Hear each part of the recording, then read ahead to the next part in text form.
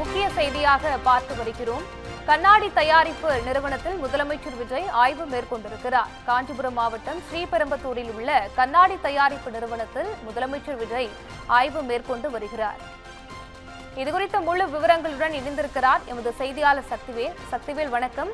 கண்ணாடி தயாரிப்பு நிறுவனத்துல முதலமைச்சர் விஜய் ஆய்வு மேற்கொண்டிருக்காரு. இது குறித்த முழு விவரங்களை பதிவு செய்யுங்க. நிச்சயமாக. வணக்கம் பவித்ரா.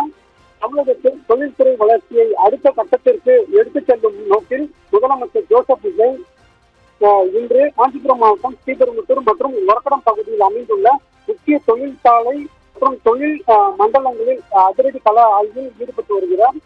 தென்னாசியாவின் உற்பத்தி மையமாக திகழும் ஸ்ரீபெரும்புதூர் மற்றும் ஒரக்கடம் தொழிற்பேட்டைகளுக்கு முதலமைச்சர் ஜோசப் விஜய் அவர்கள் தொழிலாளர்கள் உற்சாகமாக வருகை தந்திருந்தார். அப்போது தொழிலாளர்கள் உற்சாகமாக அவருக்கு வரவேற்பையும் அளித்திருந்தனர். முதல்வர் ஜோசப் விஜய் தொழில்துறை அதிகாரிகளுடன் அடுத்த கட்ட வளர்ச்சி பணிகள் குறித்தும் கலந்து ஆலோசித்து வருகிறார். ஸ்ரீபெரும்புதூர் மற்றும் ஒரக்கடம் தொழில் பேட்டையில் உள்ள மின்னணு சாதனங்கள் உற்பத்தி மற்றும் வாகன உற்பத்தி சார்ந்த பெரு நிறுவனங்களின் தொழிற்சாலைகளுக்கு சென்று அங்கு நடைபெற்று வரும் உற்பத்தி பணிகளை நவீன தொழில்நுட்ப பயன்பாட்டையும் நேரில் பார்வையிட்டிருந்தார்.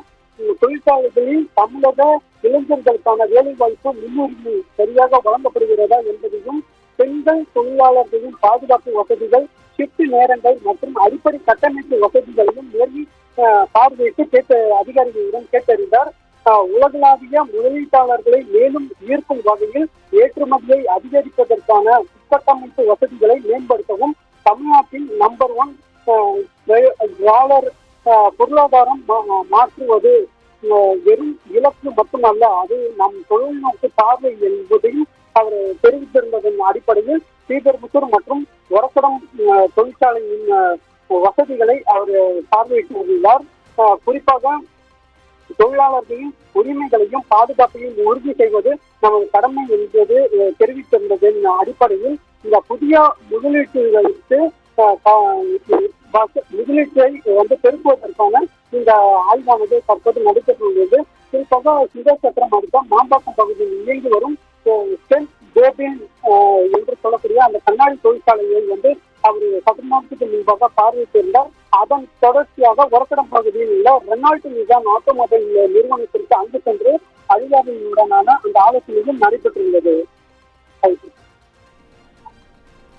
விவரங்களுக்கு நன்றி சக்திவேல்.